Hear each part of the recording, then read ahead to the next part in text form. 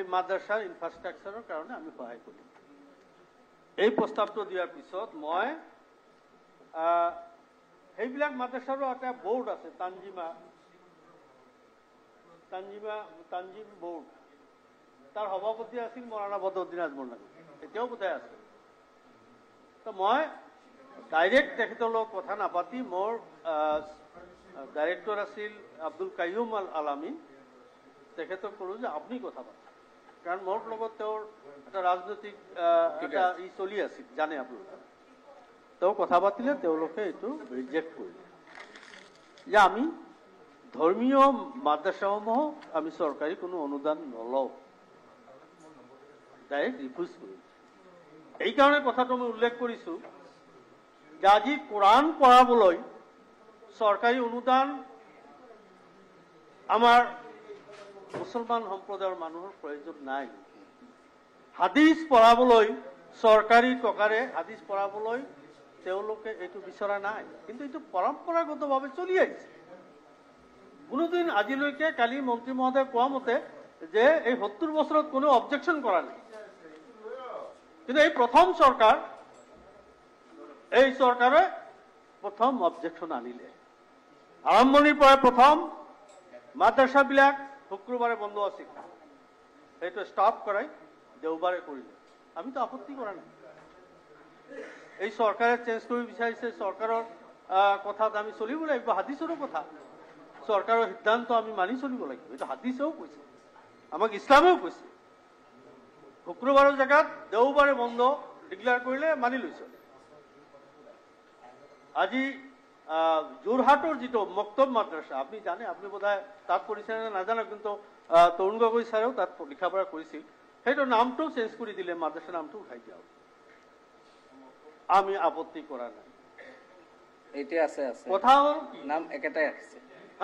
মানে আমাৰ একটা ধাৰণা হৈছে, অসমৰ সংখ্যালঘু ৰাজ্যৰ এটা ধাৰণা হৈছে যে অসমৰ পৰা মুছলমানৰ নাম নিশানা মানে উঠাই নিদিয়ালৈকে এই চৰকাৰ শান্তিত নাথাকে। এইটো মোৰ কথা কোৱা নাই, অসমৰ ৰাইজৰ চেণ্টিমেণ্টৰ কথা কৈছো। সেইকাৰণে মন্ত্ৰী মহোদয়ে যিটো কৰিব বিচাৰিছে, সেইটোত আমি যিসকলে ইয়াত প্ৰতিনিধিত্ব কৰিছো, আমি কিন্তু বুজি পাইছো যে তেওঁ ভাল চিন্তা কৰিছে, কিন্তু চেণ্টিমেণ্ট অফ দি পিপুল। আজি বহুতে মই হাউজত আহোঁতে সংবিধান মেনশ্যন কৰি দিয়ে যে সংবিধানৰ অনুচ্ছেদ 28, 29 তাত আছে, এইটো চৰকাৰে বন্ধ কৰিব নোৱাৰে। মই ক'লো সেইবিলাক লৈ বাছ কৰিবলৈ মই নাযাওঁ। গতিকে আমাৰ বছিৰ আহমেদ কাছিমি ডাঙৰীয়া, তেখেতেও কটনৰ আৰবিকৰ লেকচাৰাৰ আছিল, তেখেতেও এটা ছাজেশ্যন আজি আগবঢ়াইছে।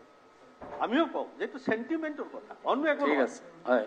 গতিকে এটা কমিউনিটি এই চেণ্টিমেণ্ট যিটো আছে, এই চেণ্টিমেণ্টটোক মানে আপাতত মই ভাবোঁ যে ইমিডিয়েট এটা সিদ্ধান্ত নলৈ হয়তো লাহে ধীৰে এইটো এটা কমিটি বনাই দি বিভিন্ন যিবিলাক আমাৰ মাজত মুছলিম ভাল শিক্ষিত মানুহ আছে, তেওঁলোকৰ পৰা 2-এজন মানুহক বা অন্য সম্প্ৰদায়ৰ মানুহক লৈ পেলাই এটা কমিটি বনাই এটা ভালকে ষ্টাডি কৰি পেলাই পিছত সিদ্ধান্ত ল'লে ভাল হ'ব বুলি মই আপোনাৰ জৰিয়তে মন্ত্ৰী মহোদয়ক অনুৰোধ জনাই বক্তব্য সামৰিছোঁ। ৰফিকুল ইছলাম, টাইমটো চাব। মাননীয় অধ্যক্ষ মহোদয়, ফৰ্মেলি আমি এইটো মুভো কৰা নাই, মোক দিছিল যদি আপোনাৰ মই নাই, এইটো তেখেতে কৰিলে বুলি ধৰিছোঁ। 4জনৰ মাজত এজনে কৰিলে হয়, এইটো আগতে গুচি গ'ল আপোনালোকৰ, মই তথাপি সেইকাৰণে এলাউ কৰিছোঁ। এইটো অ'কে ছাৰ, মই আপোনাক কি কথাখিনি কৈছে, কিবা যদি এডিশ্যন কৰে কৰক, কেইবাটাও ভাল চেশ্যন। মোক বেছি টাইম নলওঁ, অলপ সময় মই ল'ম। মাননীয় অধ্যক্ষ মহোদয়, মই আজি কিছু পৰিমাণে আৱেগিক, কিন্তু সীমাৰ ভিতৰতে কম। আৰু মই পৰহি অনুৰোধ কৰিছিলোঁ মাননীয় মন্ত্ৰী মহোদয়ক আপোনাৰ জৰিয়তে, যে যদি আমাৰ ছাৰেও কৈছিল কাছিমি চাহাবে যে ছেলেক্ট কমিটিত পঠাই অলপ চিন্তা চৰ্চা কৰাৰ কাৰণে যদি সুযোগ দিলেহেঁতেন ভাল আছিল। আজি ৰাজ্যসভাত বহুত বিল পেণ্ডিং আছে মাননীয় অধ্যক্ষ মহোদয়, বছৰ বছৰ তাতে পেণ্ডিং আছে। আজি অতদিনৰ অনুষ্ঠান স্বাধীনতাৰ আগৰ পৰা চলি আছে, আৰু ইতিমধ্যে কোৱা হৈছে এটা চেণ্টিমেণ্টো জড়িত আছে, আৰু চৰকাৰৰ আপোনাৰ মদতত চলি আছিলে অনুষ্ঠানবিলাক। গতিকে এই সিদ্ধান্তৰ আগত এতিয়াও যদি জাগা আছে, মই অনুৰোধ কৰিম যে আজি এই দফাই দফাই আলোচনা কৰি পাছ নকৰি যদি অলপ এইটো হোল্ড কৰিব পাৰে, মাননীয় মন্ত্ৰী মহোদয়ক মই এতিয়াও ৰিকুৱেষ্ট কৰিম, অনুৰোধ কৰিম যে সময় আছে পিছলৈ আৰু অলপ ডিছকাছ কৰি অলপ চিন্তা চৰ্চা আমিও কৰোঁ, আপুনিও কৰক, স্কুলৰ মাদ্ৰাছা স্কলাৰসকলৰ লগত বহি আলোচনা বিলোচনা কৰি পিছত যদি আমি এটা সিদ্ধান্তত আহিব পাৰোঁ বোধহয় ভাল হ'ব। ঠিক মই আৰু কেইটামান কথা কৈছোঁ। মাননীয় মন্ত্ৰী মহোদয় ইয়াৰ জাষ্টিফিকেশ্যনৰ ওপৰত তেখেতে সেইদিনাখন ভাল বক্তব্য দিছে, কিছু কথা তেখেতে কৈছে। ইতিমধ্যে কথাখিনিও আহিছে যে মাদ্ৰাছা দুই ধৰণৰ, এটা হ'ল বেচৰকাৰী মাদ্ৰাছা, তাতে কোনো পইচা নলয়। হয়, আমাৰ যিসকল গোটেই ইণ্ডিয়া লেভেলত যিসকল মাদ্ৰাছাৰ স্কলাৰ্ছ আছে, ডাঙৰ ডাঙৰ আছে, তেখেতসকলেও কয়। আৰু মাদ্ৰাছা কেম্পাছবিলাক প্ৰাইভেটলি চলি আছে, আমাৰ কমিউনিটিৰ মানুহে চলাই আছে। ইভেন কি গুজৰাটত মই গৈছোঁ, বহুত মাদ্ৰাছাৰ কেম্পাছ আমাৰ ইউনিভাৰ্চিটিৰ কেম্পাছৰ নিচিনা। ইউ পি বা অন্য কেৰেল অন্যান্য ষ্টেটত, আমি অলপ ফাইনেন্সিয়েলি ইমান চাউণ্ড নহওঁ, আমাৰ কেম্পাছবিলাক ইমান ষ্ট্ৰং নহ'লেও তথাপি বাছকান্দি বা হোজাই বা আৰু কিছুমান জেগাত আমাৰ গোৱালপাৰাতো দুই এখন মাদ্ৰাছা আছে, ভাল কেম্পাছ আছে, প্ৰাইভেট মাদ্ৰাছা মই কৈছোঁ, এটকা নলোৱাকৈ ধুনীয়াকৈ চলি আছে। অল অভাৰ দ্য মানে ইণ্ডিয়া হাজাৰ হাজাৰ অনুষ্ঠান, ধৰ্মীয় অনুষ্ঠান চলি আছে। কোনোদিন তেখেতসকলে আগবাঢ়ি নাহে, দিলেও নলয় বহুতে, তেনেকে চলি আছে। কিন্তু এই অনুষ্ঠানখিনি, এই মাদ্ৰাছাখিনি হ'ল আপোনাৰ, যেতিয়া দেখিল যে আমাৰ এটা অভিযোগ থাকে যে ধৰ্মীয় ৰিলিজিয়াছ ইনষ্টিটিউশ্যনখিনি অকল এটা ছাইডত তেখেতসকলে শিক্ষা দিয়ে, থিঅলজিকেল টিচিংখিনি এই মাদ্ৰাছাত হয়, গতিকে জেনেৰেল এডুকেশ্যনৰ লাগে। এই কনচেপ্টটো ইন্ট্ৰডিউচ কৰাৰ কাৰণে আমাৰ অসমৰ যিসকল স্কলাৰ্ছ আছিল তেখেতসকলেই আমাৰ এই চৰকাৰী মাদ্ৰাছাৰ কনচেপ্টটো তেখেতসকলে আনিছিল আৰম্ভণিতে, যে আপোনাৰ থিঅলজিকেল এডুকেশ্যনৰ লগত ধৰ্মীয় শিক্ষাৰ লগত জেনেৰেল এডুকেশ্যন এইখিনি আছিল। আৰু চৰকাৰে টাইম টু টাইম সেইটো এনকাৰেজ কৰিছে, ডেফিচিট চিষ্টেমত চলিছে, প্ৰভিন্সিয়েলাইজড হৈছে, আৰু আজিৰ এই ষ্টেজলৈকে সেইটো আহিছে। চৰকাৰে এইখিনি মদত কৰি, সহায় কৰি এই এটা পজিশ্যনলৈকে আনিছে। এতিয়া কথা হ'ল, মাননীয় মন্ত্ৰী মহোদয়ে কৈছে যে ধৰ্মীয় কোৰাণ শিক্ষাৰ কাৰণে কোনোবা বাইবেলৰ আবেদন কৰিব। হয়, নিশ্চয় তেখেতৰ কথাত যুক্তি আছে, ক'ব আমাক বাইবেলৰ শিক্ষা দিয়ক, আমাৰ গীতাৰ শিক্ষা দিয়ক, বা আবেদন কৰিব। কিন্তু এটা কথা মাননীয় অধ্যক্ষ মহোদয় আমি স্পষ্ট কৰোঁ, মুঠে আমাৰ আপত্তি নাই, তেনেকুৱা কোনো গ্ৰুপে আহি আবদাৰ কৰিলে দিব লাগে। সকলো ধৰণৰ, আমিতো সব ধৰ্মীয় গ্ৰন্থক আমি ৰেচপেক্ট কৰোঁ, বাইবেল হওক, ভাগৱত গীতা হওক, কোৰাণ হওক, অন্য ধৰ্মাৱলম্বী মানুহৰ যি ৰিলিজিয়াছ বুক আছে, আমি মানে ষ্ট্ৰংলি আমি ৰেচপেক্ট কৰোঁ। এই বুকছবিলাকৰ ওপৰত আমাৰ সন্মান আছে। এতিয়া হৈও আছে মাননীয় অধ্যক্ষ মহোদয়, মই মন্ত্ৰী মহোদয় জানে মোতকৈ তেখেতে যথেষ্ট বিজ্ঞ, তেখেতে মাননীয় অধ্যক্ষ মহোদয় প্লিজ এইটো অলপ মাত্ৰ এজনে কৈছিল।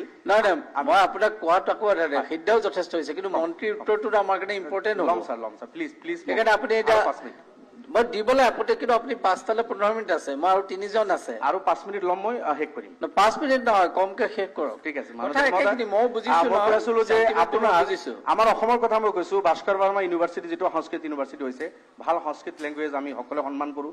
তাতেও বেদিক টিচিঙৰ কাৰণে ডিপাৰ্টমেণ্ট আছে মাননীয় অধ্যক্ষ মহোদয়, অলপ বেদৰ ওপৰতে আৰু বাকী ধৰ্মীয় গ্ৰন্থৰ ওপৰত ডিপাৰ্টমেণ্ট অফ বেদিক টিচিং, তাতে এটা ডিপাৰ্টমেণ্ট আছে। মই সেইদিনাখনো কৈছো, বানাৰস হিন্দু বিশ্ববিদ্যালয়তো ইছলামিক ষ্টাডিজ ডিপাৰ্টমেণ্ট আছে, পাৰ্চি ডিপাৰ্টমেণ্ট আছে, এৰাবিক আছে, এণ্ড বেদিক ডিপাৰ্টমেণ্ট আছে, সংস্কৃত ইত্যাদি ইত্যাদি আছে। এইবিলাকত হয়। ইভেন মাননীয় মন্ত্ৰী মহোদয় তেখেততো লয়াৰ, উকিল, আপুনিও মাননীয় অধ্যক্ষ মহোদয় উকিল, মহম্মদন ল, যিটো কোৰাণ আৰু ট্ৰেডিশ্যন অফ প্ৰফেট মহম্মদ সাল্লাল্লাহু আলাইহি ওয়াসাল্লাম তাতে পঢ়োৱা হয়, এই ৰিলিজিয়াছ শিক্ষাবিলাক দিয়া হয়। দিল্লী ইউনিভাৰ্চিটি মই নিজে পঢ়িছোঁ, তাতে কম্পেয়াৰিভ ষ্টাডিজ অন ৰিলিজন, তাতে জৈনিজম, জুডাইজম, হিন্দুইজম, ইছলাম, শিখিজম, এই গোটেইকেইটা মই নিজে পঢ়িছোঁ মাননীয় অধ্যক্ষ মহোদয়। আল্টিমেটলি এই ধৰ্মীয় কিতাপখিনি তাতে পঢ়োৱা হয়। এনেকুৱা নহয় যে ধৰ্মীয় কিতাপ নাই, হৈ আছে গভৰ্ণমেণ্ট খৰচত। ঠিক আছে, ইয়াৰ কিমান জাষ্টিফিকেশ্যন আছে এইখিনি হয়তো সিদ্ধান্ত চেন্ট্ৰেল গভৰ্ণমেণ্ট, ষ্টেট গভৰ্ণমেণ্ট বা মাননীয় মন্ত্ৰী বা আপোনালোকে ল'ব। কিন্তু গোটেই অল অভাৰ ইণ্ডিয়া বিভিন্ন ইউনিভাৰ্চিটিত ৰিলিজিয়াছ এডুকেশ্যনখিনি দিয়া হৈ আছে। হয়, অসমত মাদ্ৰাছাৰ সংখ্যা অলপ বেছিকে, যিহেতু এই অনুষ্ঠানখিনি আগৰ পৰা হৈছিল তাতে এইখিনি হৈছে। কিন্তু ইয়াৰ অৰ্থ এইটো নহয় যে অন্য কোনো জায়গাত ৰিলিজিয়াছ এডুকেশ্যন নাই, সব জায়গাতে হৈ আছে। মই আকৌ অনুৰোধ কৰিম, যেহেতু ইমান দিনৰ পৰা অনুষ্ঠানখিনি চলিছে, ইয়াতে জেনেৰেল এডুকেশ্যন আছে, আমি পৰামৰ্শ দিছিলোঁ যে ৰিপিল্ডৰ জাগাত মডাৰ্ণাইজ শব্দটো আনি আপুনি আৰু ছায়েন্স চিষ্টেম দিয়ক, আৰ্টছ দিয়ক, কমাৰ্চ দিয়ক, 10+2 লৈকে কৰক, কম্পিউটাৰ দিয়ক, আৰু এৰাবিক লিটাৰেচাৰ ওপৰত বেছিতকৈ বেছি জোৰ হওক। তাতে মই তেখেতক পাৰ্চনেলি লগ কৰি কৈছিলোঁ যে এৰাবিক তাতে ওপৰত প্ৰ'জ, পয়েট্ৰি শেষ কৰিছে মাননীয় অধ্যক্ষ মহোদয়, এৰাবিক লিটাৰেচাৰৰ ওপৰত জোৰ দি এতিয়া কোৰাণ বা বাইবেল বা গীতা, ইয়াৰ যিবিলাক চিলেক্টেড আপোনাৰ টপিক বা ছাবজেক্ট আছে, মানুহক ইনচান বনোৱাৰ কাৰণে নিশ্চয় তাতে পাঠ আছে। গতিকে তেনেকুৱা ধৰণৰ চিলেক্টেড কিছু চেপ্টাৰ ছাবজেক্টছ মই ভাবোঁ ৰিলিজিয়াছ বুকৰ পৰা সব ধৰ্মৰ এইবিলাক আনি পঢ়োৱাটো এই যুগত মই ভাল বুলিয়ে ভাবোঁ। বৰঞ্চ হৈ আছে এইবিলাক বিভিন্ন ইউনিভাৰ্চিটিত।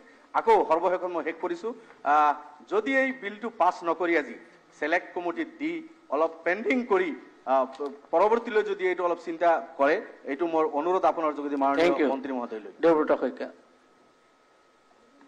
মাননীয় অধ্যক্ষ মহোদয়, আপোনাক ধন্যবাদ দিছোঁ মোকো সুযোগ দিয়াৰ বাবে। মাননীয় মহোদয়, অধ্যক্ষ মহোদয়, যিখন আইন আনিছে ৰিপিলিং এক্ট, এইখনৰ আমি বিৰোধিতা কৰিছোঁ। যিহেতু ভাৰত চৰকাৰৰ প্ৰধানমন্ত্ৰী ডাঙৰীয়াই ইতিমধ্যে কৈছে যে ভাৰতবৰ্ষক আমি বিশ্বগুৰু বনাব লাগিব, আৰু নিশ্চিতভাৱে বিশ্বগুৰু হ'বলৈ হ'লে ইয়াৰ হিউমেন ৰিচোৰ্চ আগবাঢ়ি যাব লাগিব। সবকা সাথ সবকা বিকাশ এই কথাখিনি নিশ্চিতভাৱে হ'ব যেতিয়া আমাৰ দেশৰ সকলো জনগণে আগবাঢ়ি যাব। কিন্তু ভাৰতবৰ্ষৰ 20 কোটি মুছলিম লোকৰ ভিতৰত যিটো নেশ্যনেল ষ্টেটিষ্টিক্স অফিচৰ পৰিসংখ্যা, সেই অনুসৰি 48% মুছলিমে ভাৰতত 12 ক্লাছলৈকে পঢ়ে আৰু 14%ই 12 ক্লাছৰ ওপৰত পঢ়ে। সেই গতিকে চৰকাৰে এটা গুৰুত্ব দিছে যে সংখ্যালঘুসকলৰ বাবে শিক্ষা দীক্ষাৰ মডাৰ্ণাইজেশ্যন কৰিব লাগে। আৰু প্ৰধানমন্ত্ৰী ডাঙৰীয়াৰ যি 15 point new agenda for minority development, তাত যিটো 4 নম্বৰ দফা, তাতে আছে যে modernising madrasa education, provide basic educational infrastructure and resources for the modernisation of madrasa education. সেই গতিকে মাদ্ৰাছা শিক্ষাত যে কেন্দ্ৰ চৰকাৰে গুৰুত্ব দিছে এইটো আমি ধৰিব পাৰোঁ।